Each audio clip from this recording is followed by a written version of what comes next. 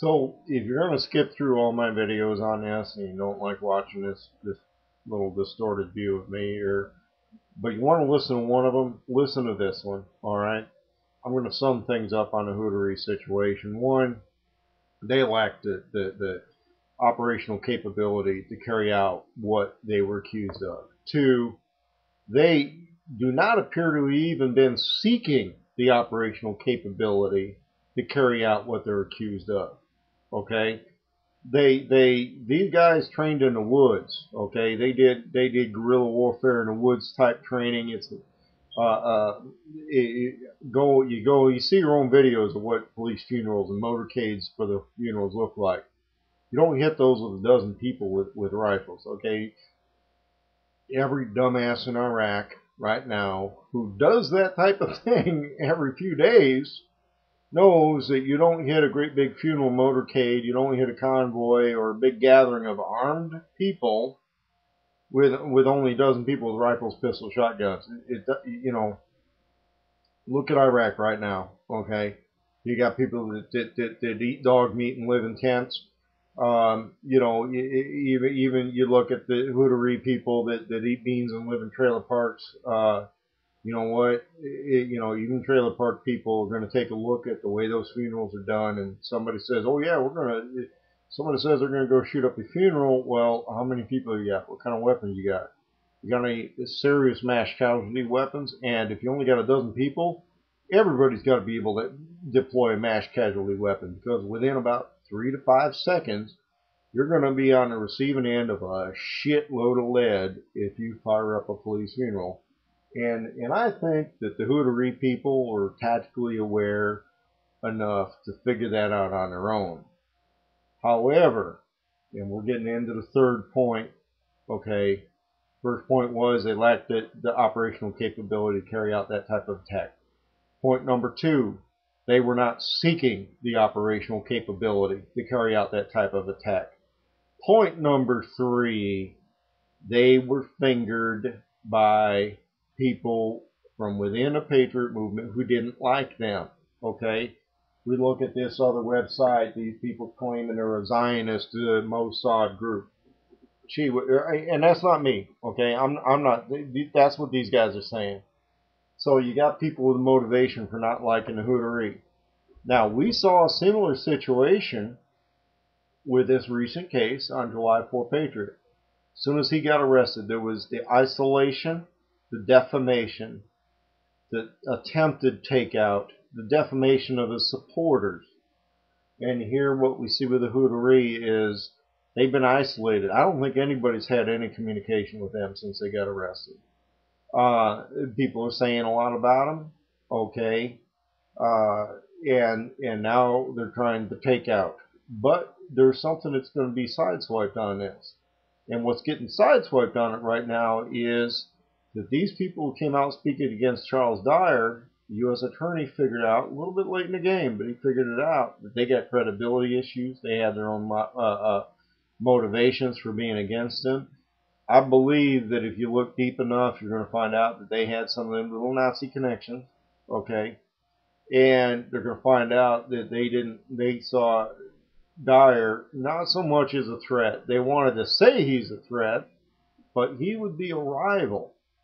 And with the Hutaree, getting to the next point, they got fingered by somebody within the movement who felt threatened by, not by whether they're going to take over the world, but by them rising up and having a level of publicity and respect within the movement.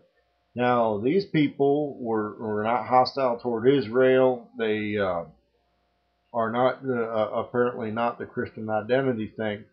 But even if you go and you sneak into stormfront.com and see what they were saying about the Hutaree, they even gained a following among there, which meant that the Nazis would even be losing hardcore recruits over these guys, which has been one of the unspoken goals among the militia movement, was to steal recruits from the Nazi people. Well, the Nazi people didn't like that.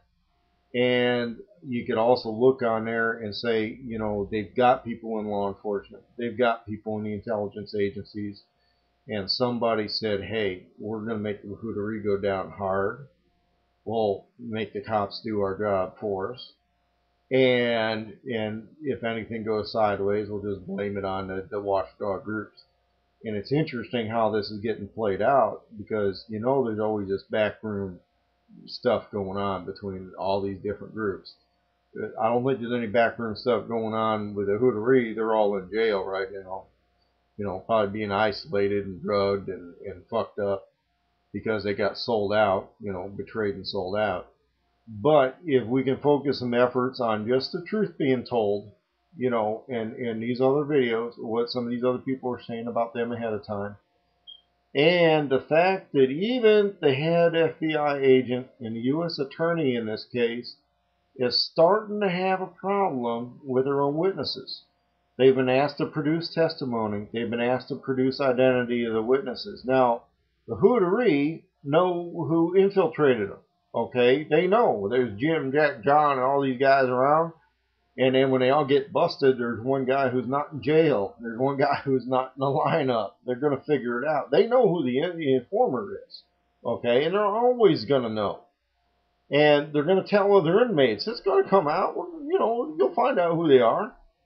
But the feds at this point, for some reason, are looking at the Dyer case. They're looking at the infighting within the Patriot community, and they're saying, oh, shit, we can't bring these people to the witness stand. You know, these guys got a history, too. They made a deal with us to prosecute these other guys to get let off on what they were doing.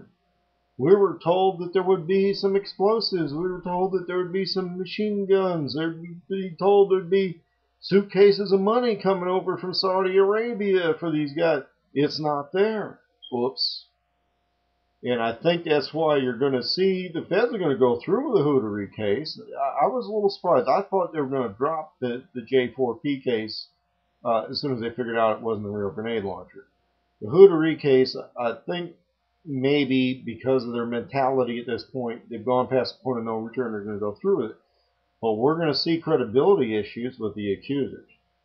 And the Patriot movement right now is capable and is developing an intelligence community of its own, which is getting better and better and better at sorting through the bullshit, at finding out who the infiltrators and informers are. And let me tell you, God help you if you've been an infiltrator and an informant and it's found out that you've been selling people to the feds. Okay, this is not the 80s or the 90s, man. You know, and I can tell you, people threw that my way, and people throwing accusations all the time. I know in my area, I know who some of the people are that were betraying people. And let me tell you something. I go around and I'm not using my real name on YouTube. I'm not using my real name on the internet. I disguise my appearance a little bit here, but let me tell you something. There's some other people out there, because of what they did, they're not showing their face. I mean, there's some cocky people like that Mike Hollingsworth guy, but he wasn't involved. I don't know him. You know, I never did. But the thing is there's a capability here that's being developed right now, that if you're going to go and turn people in and lie to the police and be the kind of coward that likes to sick the police on people, and you want to go play Mission Impossible on a bunch of simple-minded trailer park folk, you know, we're going to find out who you are, man. It's going to happen.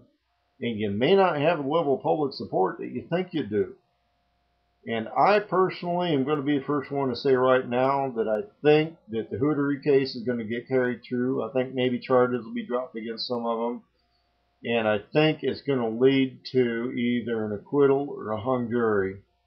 But the truth has got to get out there about what's really been happening. And you need to do your own research on this stuff so that the truth gets out there. Don't take my word for everything.